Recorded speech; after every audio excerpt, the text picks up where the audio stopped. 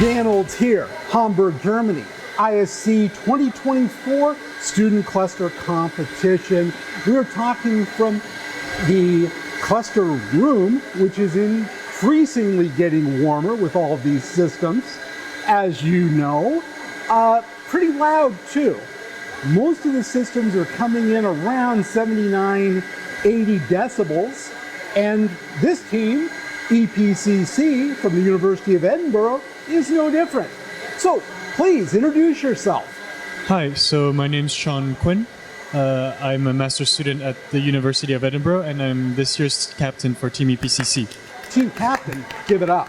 Yeah, there you go. My role mostly in terms of captain revolves around making sure that the team's organized and working efficiently. In terms of the more technical aspects, I'm working along with Pranav here on the HPCG benchmark as well as the scientific application Neko. Okay. Hi, I'm Pranav Chichara. I'm also a MSc student at the University of Edinburgh. Technically speaking, I'm working on the Conquest application and, as Sean mentioned, the HPCG benchmark. Okay, very good. Hi, my name is Harry Liu, and I'm working on the HPL benchmark, as well as the HPCC benchmark with Super, my colleague over here, and I'm also a MSc student at the EPCC. Yep. Very good.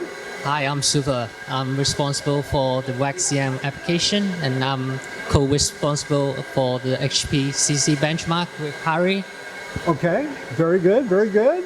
And last but not least. And I'm Jordan, and I'm technically Edinburgh Napier University, but I'm doing a sort of internship sort of thing with University of Edinburgh, APCC, and I'm sort of the system side of things, so I did most of the setup of the cluster and things like that. Okay, so let me ask you a question, and whoever wants to answer, grab the mic. What do you think is the most difficult challenge this year in the competition? I think this is a very specific challenge to us, but because we decided to go with a hybrid cluster due to the set of applications and benchmarks as well as our goals, something that we're struggling with right now is finding that power efficiency area where we can get the best results within the power limit assigned by the competition. But it's 6,000 watts, which is pretty high. It is quite high, except we were a bit greedy in the aspect that we decided to go with 8 GPUs as well as 8 CPUs this year. Okay, so 4 nodes and 8 GPUs, so 2 per node. Actually, it's 1 node of 8 GPUs. And okay. 2 nodes of CPUs. 4 or Gotcha. 2 nodes? So you're using essentially a GPU node with 4 separate CPU-only nodes. Yeah. Okay, good. I think that's a good strategy. So if you ran this thing, no power throttling at all, how high would it go? I think we've managed to reach... I think it would be about 10 kilowatt, because the GPU can Wait, say that again, how many? 10 kilowatts. 10? Because I think the GPU can use about 8 if you don't constrain it, and the CPU nodes are about 2.2 if you let them go full pelt. So you have to do quite a bit of throttling to stay under the limit. Okay. Some teams don't. So you are a little greedy, but that just means you've got to stay on top of it.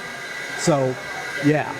And so what did you answer what was the most challenging application from an optimization side? What do you think?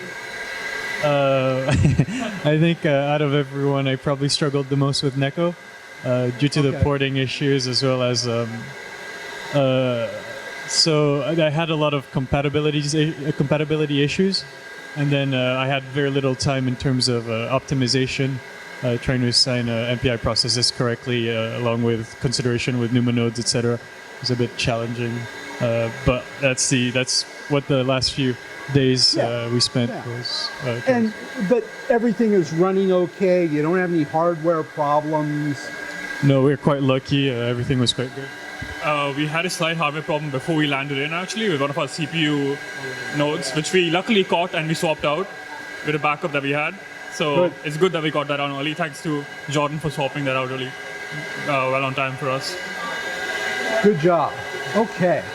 Well, thank you so much for the time. Appreciate hearing about everything, and we'll watch and see what you do. Good luck. Thank you. Bye-bye.